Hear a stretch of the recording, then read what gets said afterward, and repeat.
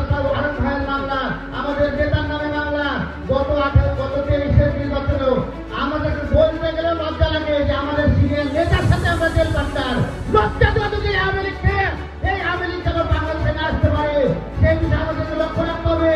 কিন্তু মহল আবারও চেষ্টা করছে যে আওয়ামী লীগকে দেশে নিয়ে এসে কৃষি করার সৃষ্টি করতে পারে, কিন্তু বিএনপি এমন দল নয় যে আওয়ামী লীগ আবারও পাশে নেবে।